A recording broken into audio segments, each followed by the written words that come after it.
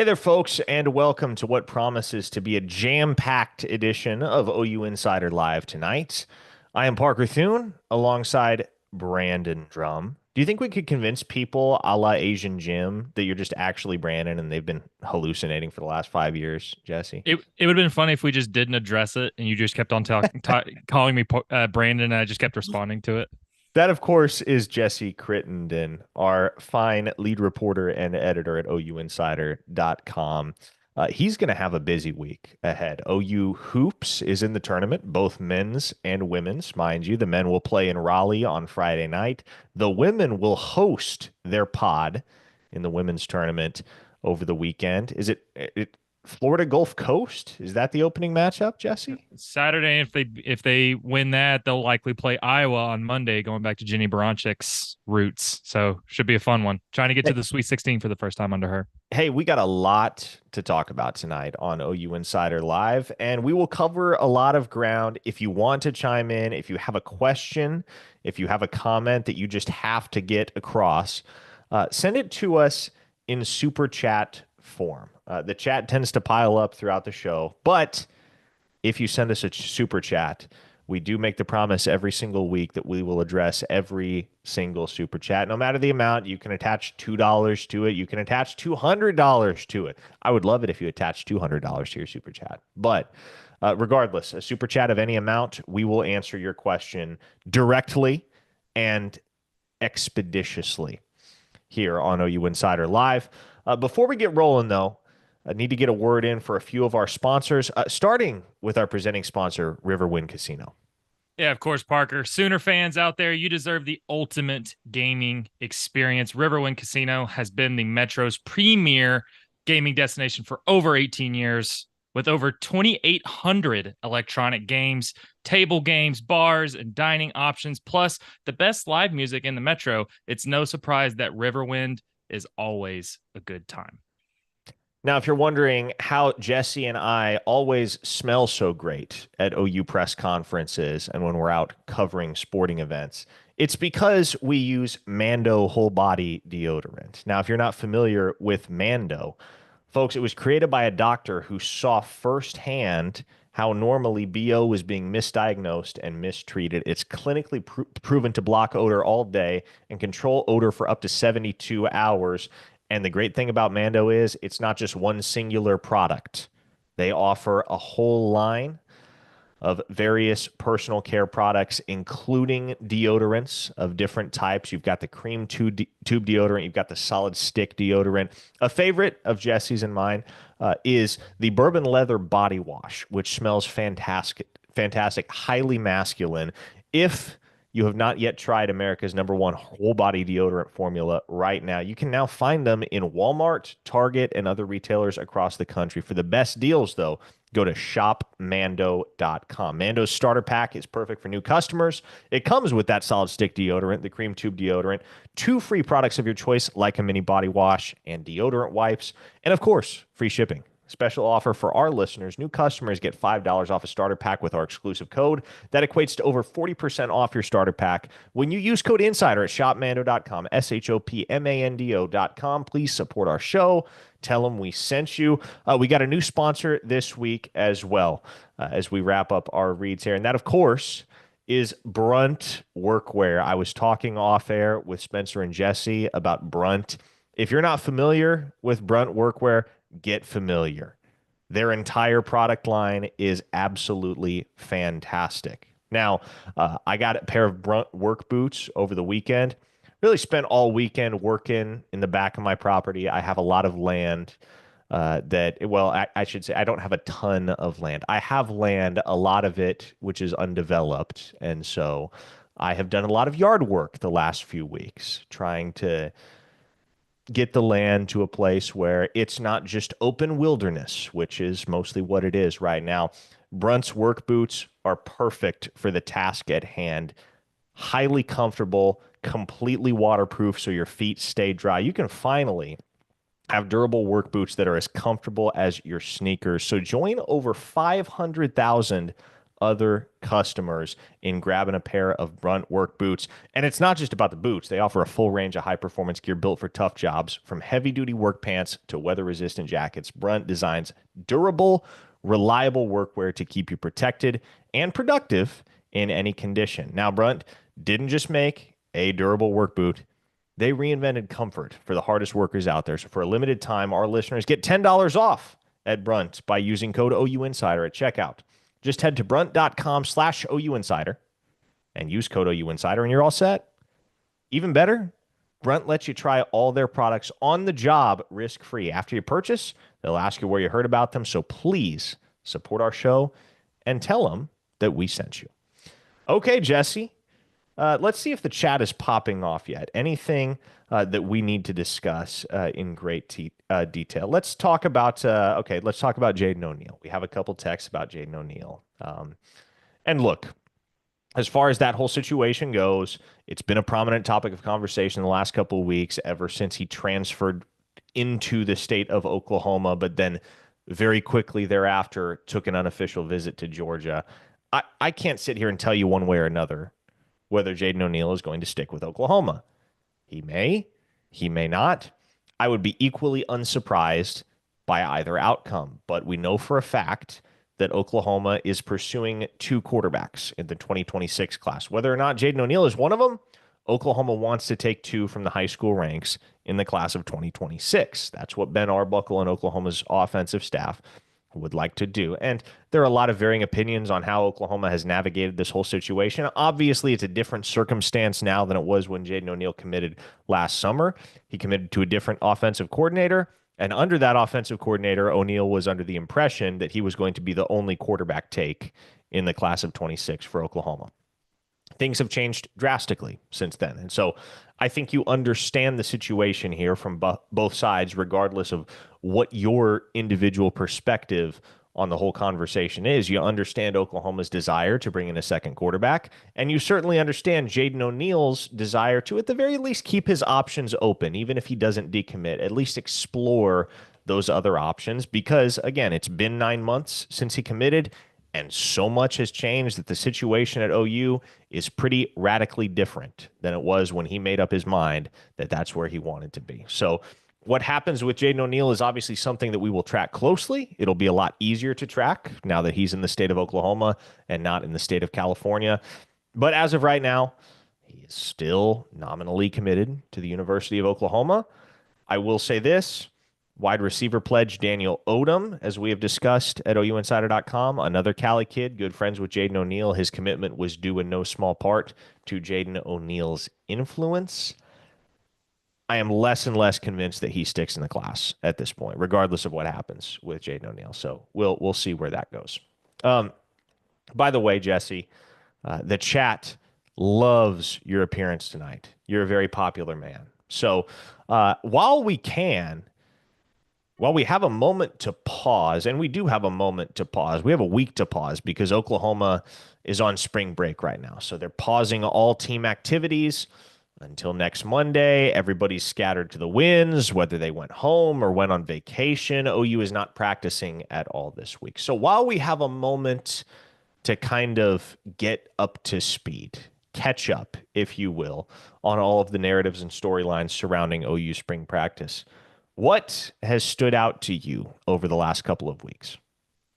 That's a good question. I think this is one thing. I mean, obviously with Ben Arbuckle becoming the new offensive coordinator, obviously that would come with some changes. But Parker, I don't know about you, even just going out to a couple of the open practices, for the most part, from what we got to see, there wasn't a whole lot of changes between the way Jeff Levy did things and the way Seth Luttrell did things. Parker, some of Ben Arbuckle's drills, even some of the stuff that we've gotten to watch, has been fun and kind of chaotic. There was even a drill at one point where it's 4 different quarterbacks throwing to 8 different receivers at one time. So that's just one of those little things that I love to, when you actually see a new coaching staff come in and some of the different things they do. I think for me, Parker, I said this in the Oklahoma drill with Brian last week.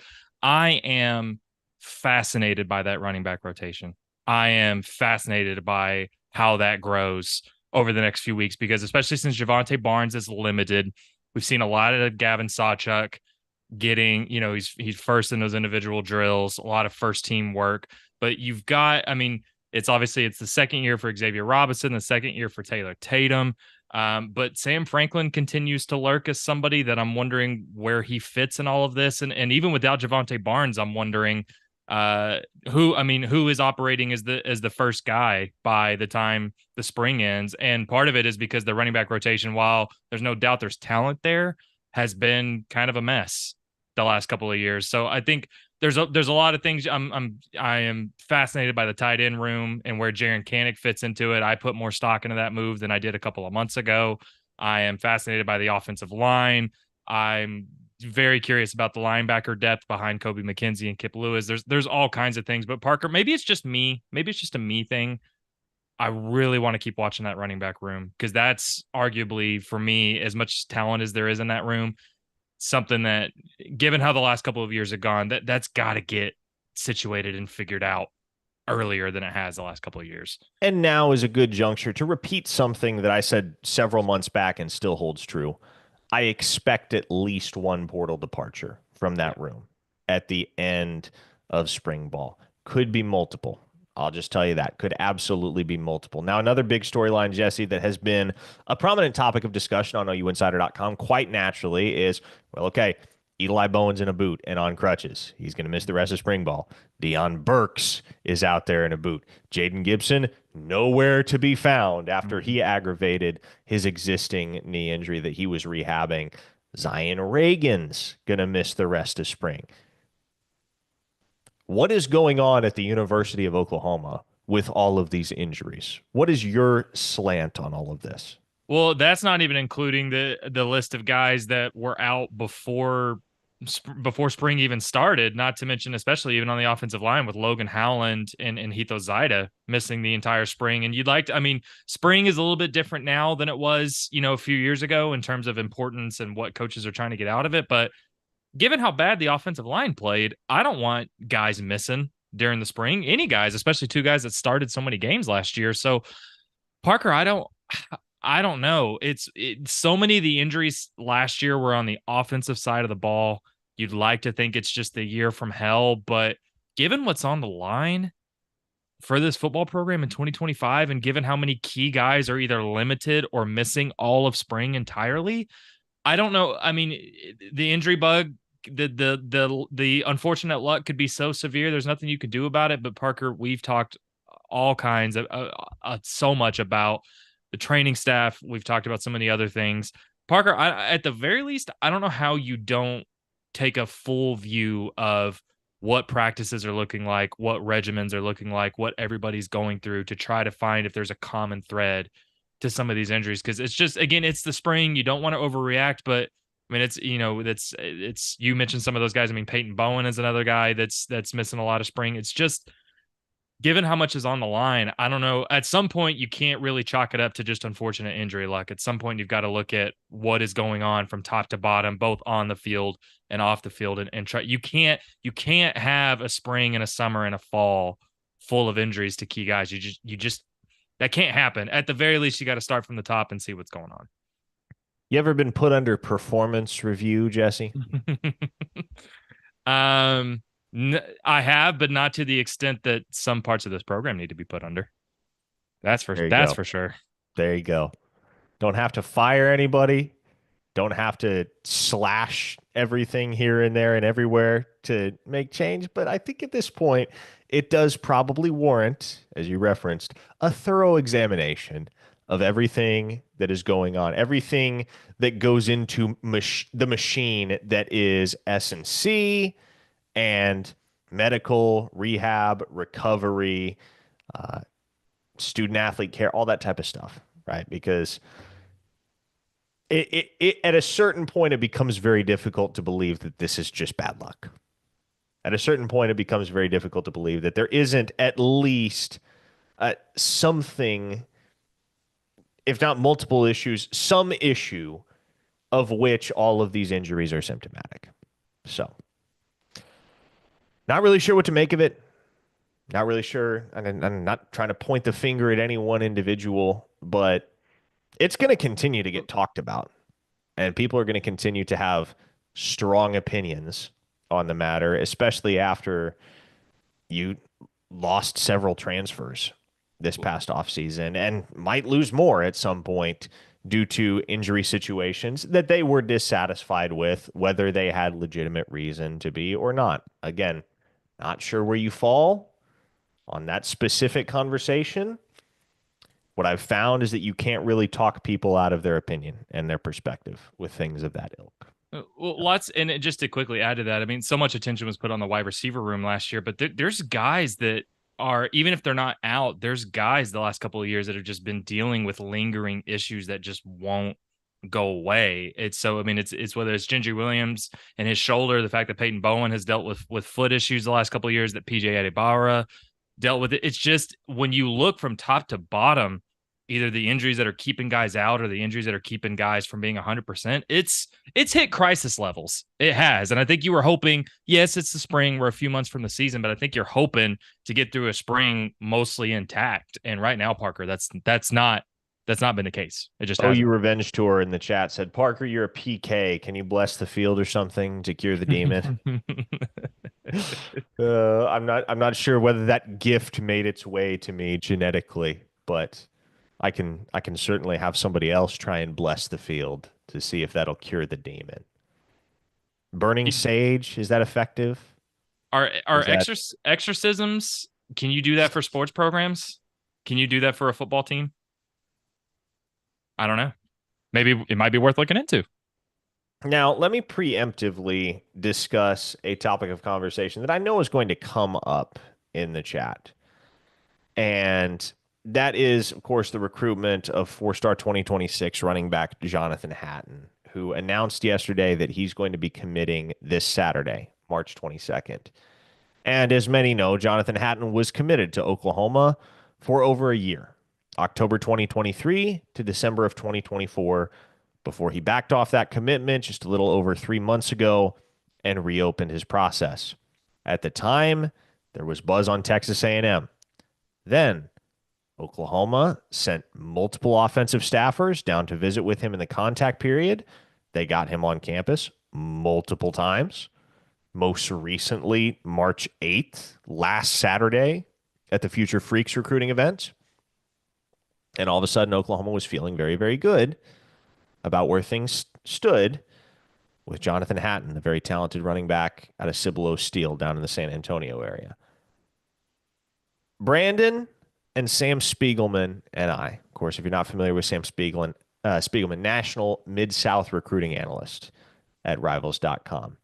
Brandon, Sam Spiegelman, and I, in coordination, all logged future cast predictions last night for Oklahoma in the recruitments of Jonathan Hatton. Today, we switched those picks to Texas A&M for Jonathan Hatton. We may switch the picks again at some point this week. Snip, snap, right? That's because, first off, these types of recruitments are just super, super exhausting to cover when there is a strong sense on both sides of the aisle that we're getting the kid. No, we're getting the kid. We feel good. No, we feel good. And so when you're getting that from two angles, and there's really nobody else in the picture for Hatton. He continues to pick up offers, but like it's Oklahoma or it's Texas A&M. And so thankfully, you don't have to worry about any of the outside noise for teams like LSU or Ohio State or Oregon or what have you, right? You know it's going to be one of two teams. You know beyond a reasonable doubt, okay, it is either Oklahoma or it's Texas A&M. But to peel back the curtain a little bit, there are certain times, and especially certain recruitments, where two different coaching staffs will be receiving very similar messages outright or simply vibes from a given player. And there's no sense of absolute certainty on either side, but a great degree of confidence. And so where does that leave you if you're trying to report on the recruitment and you don't know concretely, because nobody at the two schools knows concretely, whether the kid is going to be committing to the school that you cover or not? So it's been a roller coaster ride already for the last 24, 36 hours in the Jonathan Hatton saga. And from the sounds of things, there might be another twist left in this thing. It's going to be really, really interesting, not only to see what happens on Saturday, but to see if anything happens thereafter. Because one thing I have gathered, one thing I can say with absolute certainty, is that if Jonathan Hatton commits to Texas A&M on Saturday, Oklahoma is going to keep recruiting him, and they're going to work to flip him in the long run. If Jonathan Hatton is once again a Sooner on Saturday, Texas A&M is going to continue recruiting him, and they will work to flip him in the long run. So neither school sees Saturday as the end of the line necessarily. Now, Hatton, for his part, he said when he decommitted the first time around that he wanted to be sure, as most guys are, right? You make an early commitment and you back off at any point. You want to be absolutely certain before you lock in another pledge. And so, whether or not he is absolutely certain on Saturday, what I am telling you is that neither school, Oklahoma nor Texas A&M, views the decision on Saturday as the end of the road in this process. They both want him badly, and they're both prepared to fight a lengthier battle if need be to land the uber talented 6'1", 215-pound running back out of Steele High School. So we'll keep a close eye on that one. Going to do our best to keep you apprised with the latest intel over at ouinsider.com. But for the moment, last night I thought it was going to be Oklahoma. Here tonight, I would say Texas A&M. 24 hours from now, might have a different answer. And generally, when you just get the sense based on some of the intel that the kid is legitimately torn between two schools and has adequate reasons to choose either of two schools, then typically, unless you're really, really close to National Signing Day, there will be more pages left to write in the whole process. I seriously doubt that we've heard the last of the Jonathan and Hatton recruitment on March 22nd, one way or another. And we've seen recruitments like this unfold in the past, right? If you think back to the 2023 class, for instance, everybody remembers DJ Hicks. And that obviously came down to two schools, Texas A&M and Oklahoma. But do you remember Anthony Evans, the wide receiver out of Converse Judson down in the Austin area, or San Antonio, excuse me. Is it San Antonio or is it Austin? I don't know. Doesn't matter. He was waffling between Oklahoma and Georgia. He woke up the morning of his commitment intending to pick Georgia. By the time the ceremony rolled around, he had settled on Oklahoma. Later, he wound up flipping to Georgia. Colton Vasek, everybody in the recruiting industry thought for most of the summer, okay, this kid's going to be a Longhorn. Boom. Out of nowhere, at the party at the Palace in July of 2022, he locks it in with Oklahoma. And then later on down the line, Texas lays the 49-0 drubbing on the Sooners in the Cotton Bowl that October. Vasek flips to the hometown Longhorns less than a month later. Peyton Bowen. Remember when Peyton Bowen was committed to Oregon? I know you do. Any other recruitment during which a kid was committed to a school for barely 24 hours, you typically wouldn't remember it unless it was part of one of the most bizarre and epic recruiting sagas of the past decade. And that was the case with Peyton Bowen, who went with the school that held his heart all along in Oklahoma after all of the noise and all the BS was over with between Notre Dame and Oregon and all the other schools that tried to get involved in the process. Texas was right there in the thick of it as well. Eddie Pierre-Louis, another great example. Remember how long it took Eddie Pierre-Louis to decide between Oklahoma and UCF? And it was a similar flip-flop type of deal where I want to say in May, you're thinking UCF, then OV season rolls around, back on Oklahoma. August, September, the buzz is back on UCF. Mid-season rolls around, September, October, feeling like Oklahoma again. No decision. November, come Thanksgiving, you're feeling like, well, this is probably trending back in UCF's direction.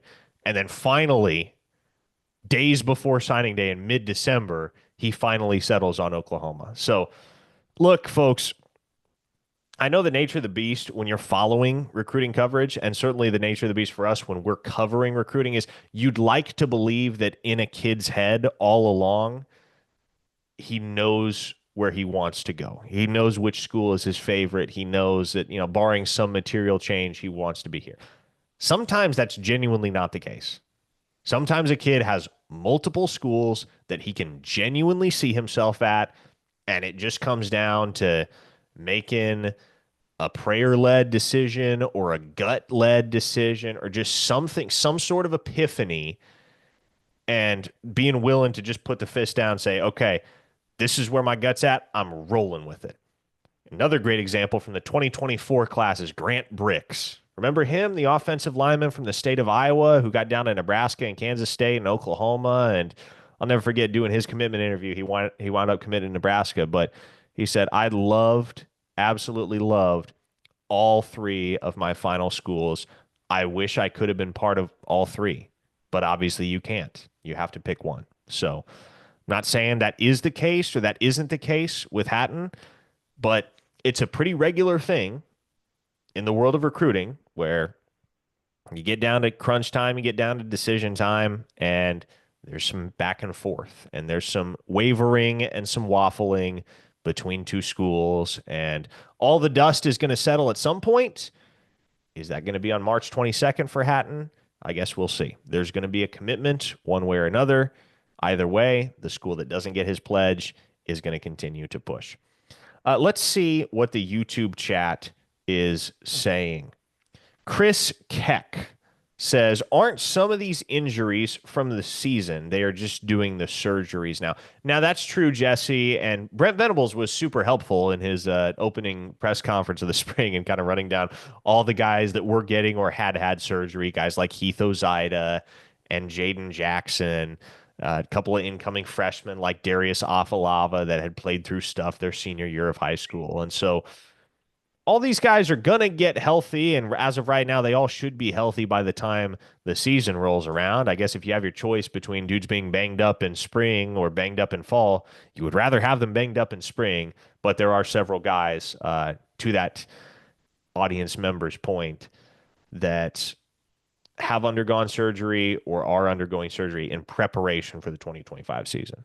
No, absolutely. And that's a good bit of context to add. That's a good thing to add to that conversation. And also, Parker, part of it truly is that that spring is just, it's different. The priorities are different for programs, in the spring nowadays compared to a couple of years ago. And certainly a lot before that. Look no further than the fact that OU joined the recent group of Power Four schools that aren't doing a traditional spring game anymore. With all the changes in the college football landscape, with the change in the transfer portal window and the change, just all these different things, that the spring is different. So there is, in addition to injuries lingering from last season, there is also just that idea that spring is maybe a little less important, especially particularly for established guys.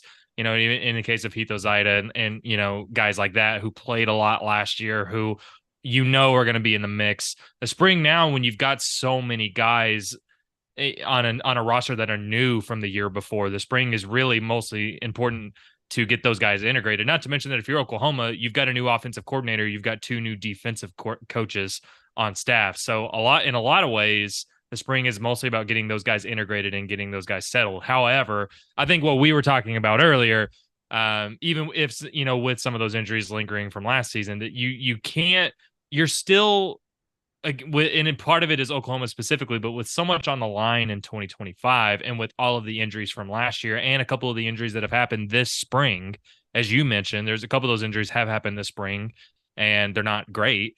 Part of it is an Oklahoma specific thing, but you don't want to see guys that you need on the field in the fall off the field in the spring. So that's just, it's a bunch, it's all of those things rolled into one. But ultimately, if OU loses a couple more guys this spring between now and the end of spring, I think there would still be some room for concern. Now, we're getting some questions, certainly on the football side, and we will address them all momentarily here. But we're close to the halfway point of this live stream, or I guess at this point, a little bit past the halfway point. And Jesse, the Sooner men are in the field of 68. Love to see that for Porter Moser in his fourth year at the helm. Love to see that for Jeremiah Fears, who's like, let's face it, going to be one and done at Oklahoma. This is his only shot at glory in March.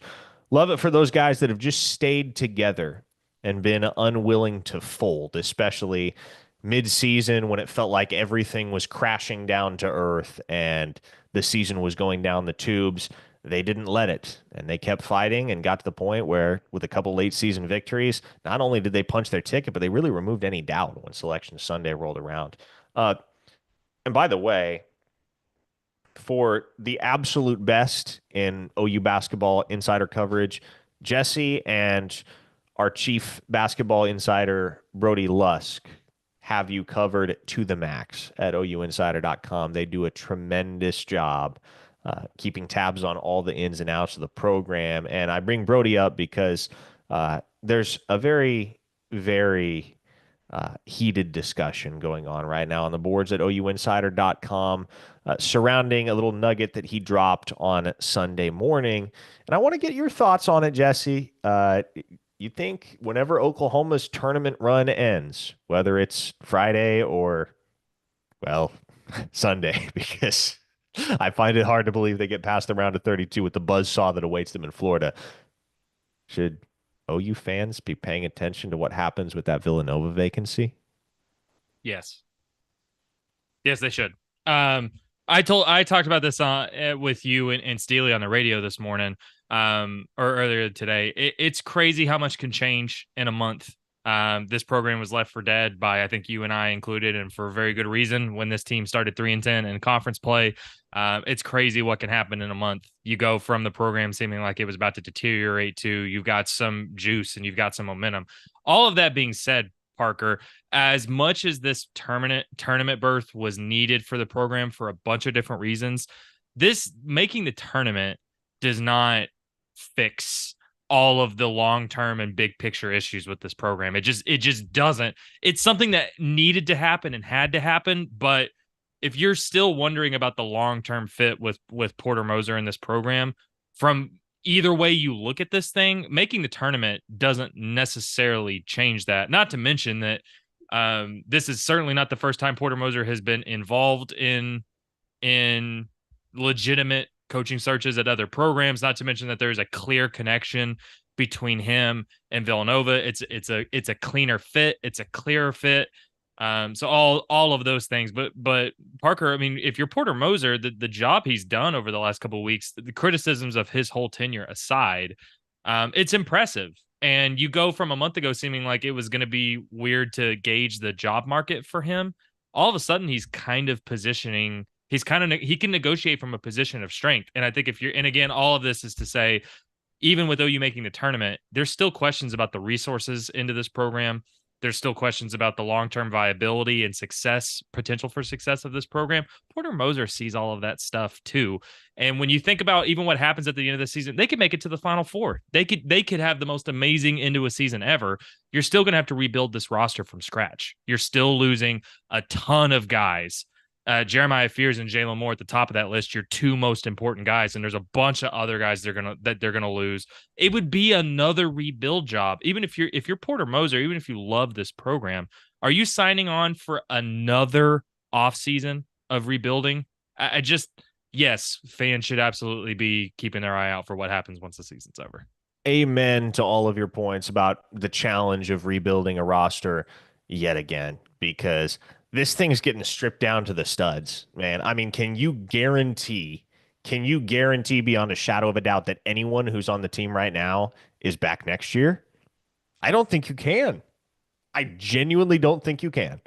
And again, we will have all of that covered, all the player movement behind the scenes or whatever happens publicly. It'll all be covered at OUinsider.com. Our man Brody is all over that.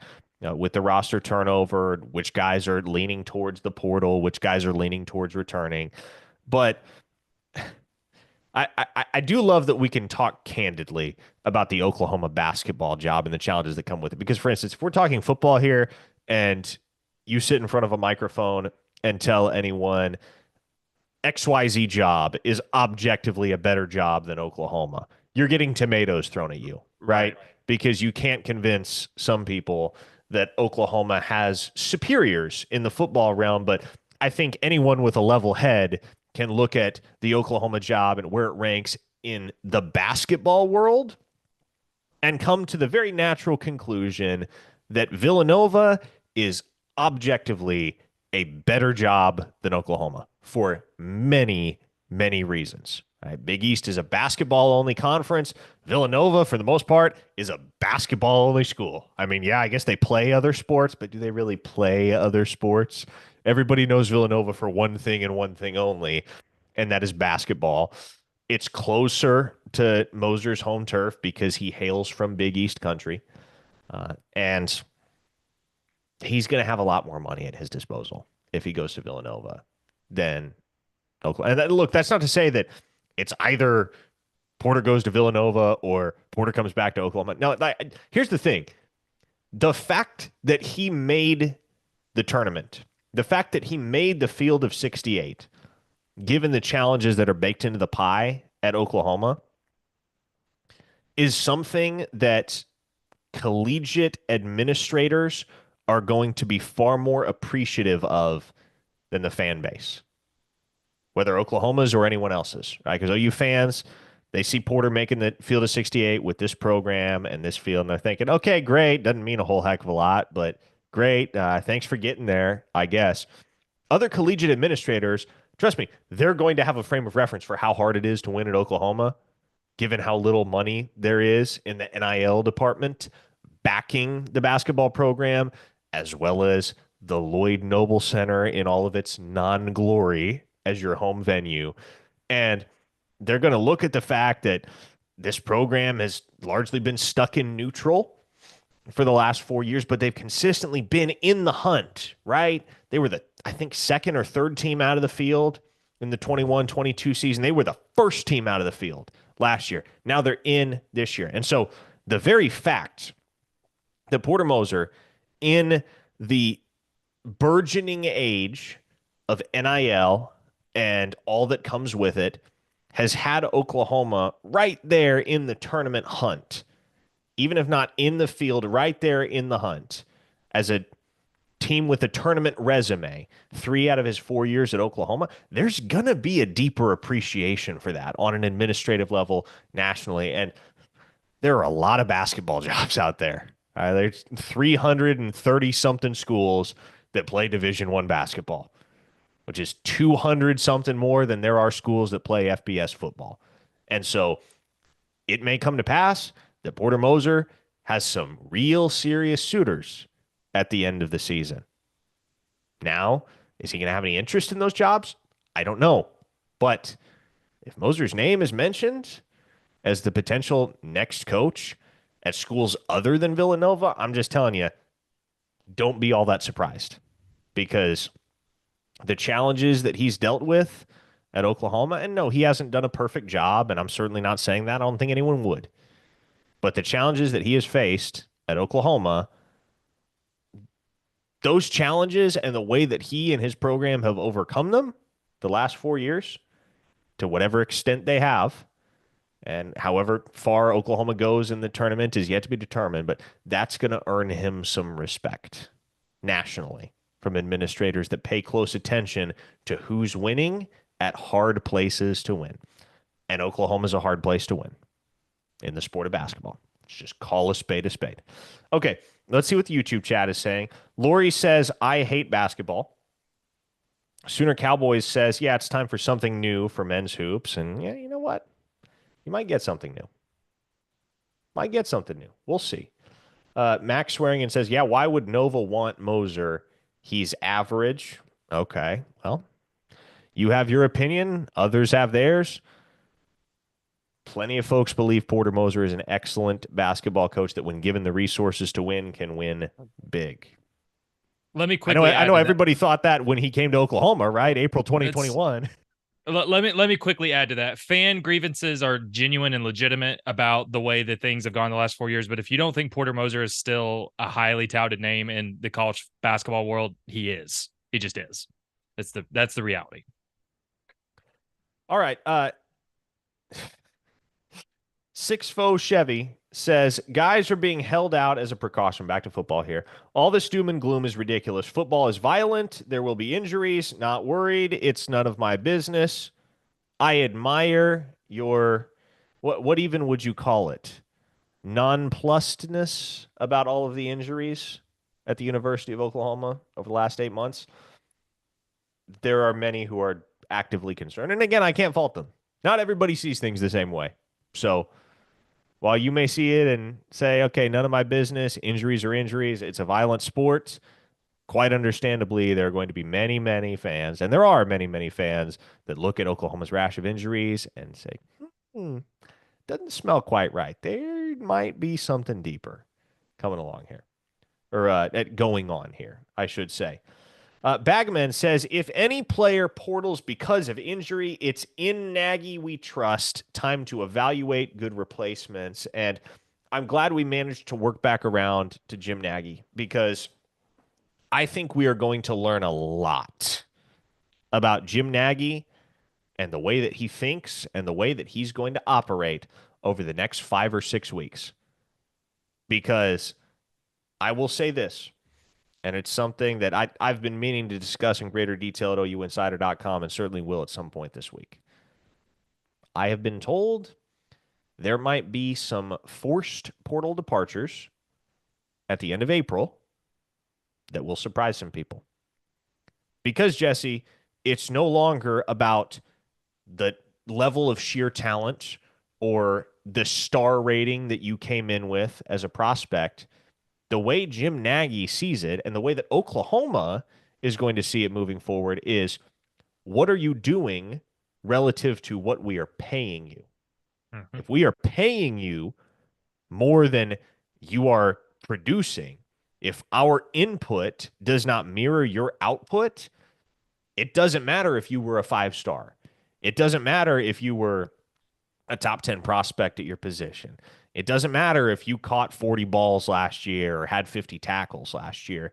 If we don't feel like you're worth what our NIL contract stipulates, then we're going to part ways with you. We're going to who makes more sense for what we can pay them in a productive sense, somebody who can replace or even level up what you're doing at a better price point for us. No, and look, I mean, you just said it, but really, if you want to look at the first window into Jim Nagy's effect on this program will be April 16th to April 25th of this year. That is the spring transfer portal window. Everything that happens in that window will have Nagy's, excuse me, his signature, his thumbprint, whatever you want to say on, or whatever you want to call it, on it. That will be our first real glimpse into how Jim Nagy is viewing and how he's operating as general manager for this program. And Parker, everything that anybody wants to know about the way he's viewing this position can be heard at his press conference a few weeks ago. He was incredibly transparent, and he said, I mean, they're going to have a group of guys that are top priorities, and then they're going to have positions that are priorities based on either the talent in that room or the way that landscape is, or the way that position compares to other position groups across the country or what's in the portal. They're going to have priorities both in position groups and players on this roster. And there's absolutely going to be a lot of discussions with everybody, especially the group of players that aren't in that top tier have to keep, we'll do whatever it takes list, that they're going to have negotiations with. That is just the way they're going to run this program. Not to mention that you've got, I mean, a salary cap basically coming likely in the next few months. Yes, that is absolutely going to be a priority. There's going to be players that they force to enter the portal because of all these kind of discussions. And that's why, again, I say April 16th to April 25th, that's the spring window. Everything you need to know about the way Jim Nagy is going to operate this program will be in that few days. And it's probably not hard for the average fan to look at this roster top to bottom and pick out a few of the likely casualties, right? If the hype doesn't match the production to this point, you're probably on the chopping block. If you just are treading water on the depth chart and you're a sophomore or a junior going nowhere fast, getting leapfrogged by younger guys, freshmen and redshirt freshmen on the pecking order, Guess what? They're probably on the chopping block. If Nagy decides, okay, we have too many scholarships allotted to this particular position, and we just need to cut critical mass, Yep. there are going to be guys on the chopping block. And I listen, I say all this because I want the Oklahoma fan base to be prepared for what is ahead. If you see a guy that you would categorize as a big name dude hit the transfer portal during the spring window, it's probably because Jim Nagy looked at the roster top to bottom relative to what each individual player was getting paid and decided that guy is not worth what we're paying him. We can do better for cheaper, and we will in the transfer portal. He is now your personnel czar, right? Like he is making the decisions as to what these guys are worth, who's getting paid, and who's getting shown the door. So whatever his thoughts are on this roster, if it doesn't necessarily reflect the way of doing business or the opinions that have been voiced by the coaching staff in the past, well, that's just how it is now. New sheriff in town in many ways. John Schlegel with a super chat. He has contributed $2 to the channel. Thank you for your contribution, John. And he asked, I'll ask you this, I'll defer this question to you, Jesse. What's the blueprint for top 25 basketball at OU? Oh man. That's a good question. The blueprint, a lot more resources. I think, and okay, so actually let me back up. So the thing that has doomed, and or doom may be a strong word, but the reason why the last few years of Porter Moser have been so rickety, it's a bunch of different reasons. One, he's the culture fit just isn't there. The way he wants to run a program is not only it's not only a traditional mentality, but it hasn't been a culture fit. That's one. Two, the Lloyd Noble Center is not getting guys on campus. It's not. The guys that have come to Oklahoma have come because they believe in Porter Moser's vision. That's the reason why they've gotten in the door. It's not because of anything else. So really, Parker, I've said this to you before. I think the reality is, like, when we say top 25 program, we're not talking about for one season, right? We're talking about how can this be sustainable and consistent for years and years and years. That's the ultimate goal here. And really, it's what needs to happen unless OU goes on a crazy run and they retain more guys and all of a sudden they become a portal destination for guys. What really needs to happen is Joe Castiglione and the athletics department and donors need to sit down and have a conversation about what is the 5 to 10 year plan for college basketball. And that's going to include more resources for NIL. That's going to include a new arena, or a new venue, which obviously they're trying to do. There's all kinds of stuff with the city council and stuff right now. There's going to be about, I mean, what type of players do we want to get? It's basically all of that is to say it's not an easy answer. And part of it is also going to be complicated because if Porter Moser leaves, it's not going to be a super attractive job to get guys to want to be here to be the head coach. So all of it is to say it's not a short answer. It is not a basic answer. And the reality is, as exciting as it is that this program actually made the tournament, as impressive as it is, this is basically a very small Band-Aid to the reality that there's probably a 5 or 10 year plan to actually get this program to have sustainable success. I agree. I think you encapsulated it all very well, but it takes more than a new coach and it Yes. takes more than a new roster, right? Like if you're trying to build a top 25 program, there's a difference between building a top 25 program and building a top 25 team, right? Like you can go spend $5 million in the transfer portal and build a top 25 team. That's going to get you a good basketball team for 1 year.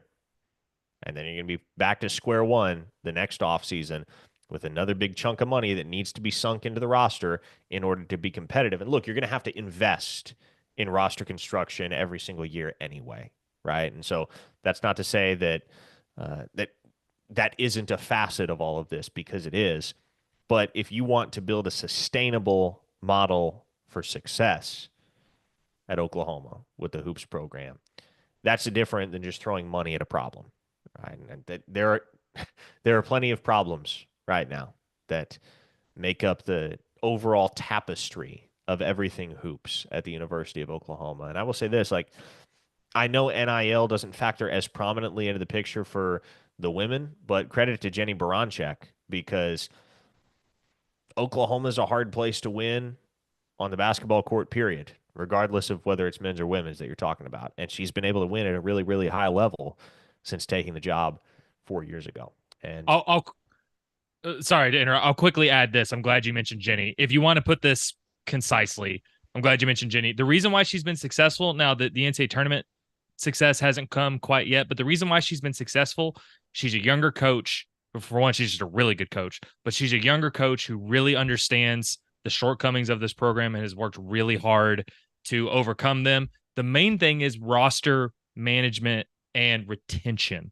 That's been the main thing that has hurt Porter Moser. Is in addition to this not being necessarily a destination, he's had to rebuild every single year. So if you want to put it simply, what's the top answer for the 5 to 10 year plan? It's nail the coaching hire, probably get up with a younger guy who has connections to this program, or has really deep roots in this program, loves this program, understands the current landscape, then give him the resources to not only get talent, but keep them in the door once he gets them.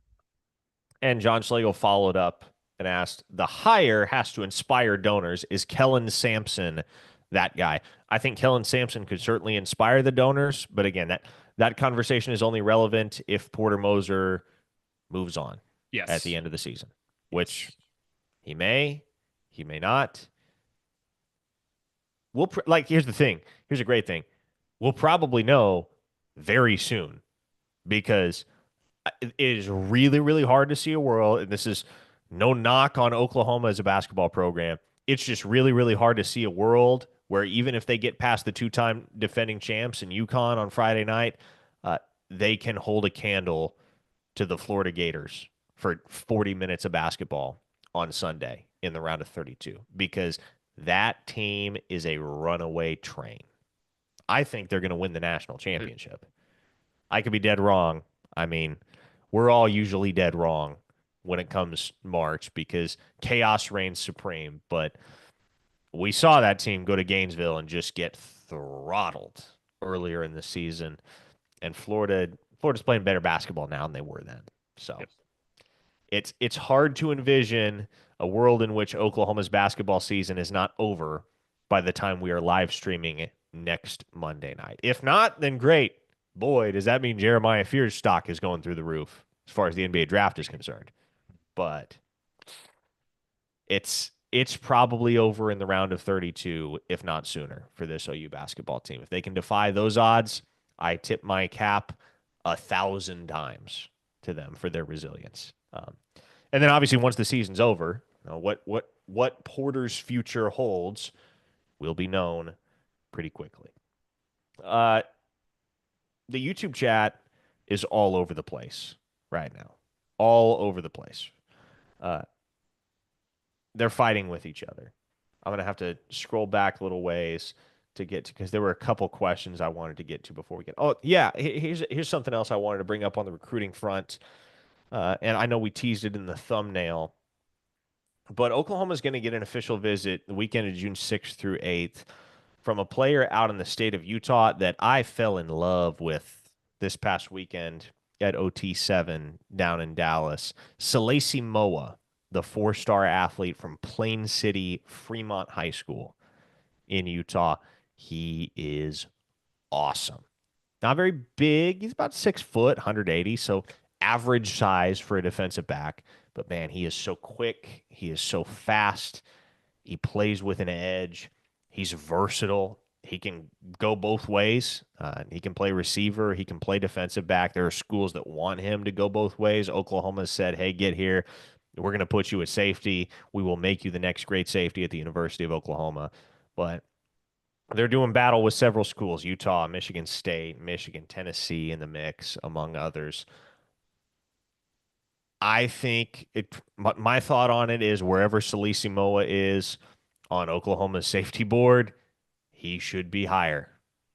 He could be number one, and I would say he should be higher on the overall board, mind you, because I have not seen many football players that impressed me the way that he impressed me, even in a 7-on-7 setting as a defensive back. A lot of technical savvy there, a lot of polish, so much to like about the football player that he is. And I think he could have an exceptionally bright future in Oklahoma under Brandon Hall's tutelage. So that's a guy to watch moving forward in the 2026 class if he isn't already on your radar. And then another guy that I know Brandon has an update coming on at OUinsider.com is another kid from out west, four-star linebacker Talanoa Ely from the state of Hawaii, who was in Oklahoma this past week for a practice visit and will return that very same weekend, June 6th through 8th, for an official visit. So could Oklahoma break through with a couple of West Coast dudes? They got into Utah last year, landing Darius Afalava and Jet New. I can't even recall the last player they would have signed out of Hawaii. I'd have to research that one because offhand I'm drawing a blank. But if they could land Talanoa Ely, who is an absolute monster of a linebacker, 6'4", 225 pounds, already looks like an NFL dude, and he's only going to get better as he gets that collegiate polish and that collegiate coaching. So uh, everyone is fighting with each other in the YouTube chat. So maybe that's a good place to wrap it up here on this installment of OU Insider Live. Again, if you're not subscribed over at OUinsider.com, now's a really, really good time to be tapped in because the recruiting intel is flowing by the truckload and we're keeping you apprised. Jesse and Brody are going to have both the men's and the women's tournaments this weekend covered. So whether Oklahoma can make a push to the Sweet 16 on either side, right? Men's side, women's side, we'll have it all covered for you at OUinsider.com this week. And there is no better place, I'll stand by it, for recruiting and team coverage. Some pretty comprehensive team and scrimmage notes dropped in the last couple days from Brandon. So whatever it is, if it is OU athletics related, Jesse does a great job with softball coverage as well.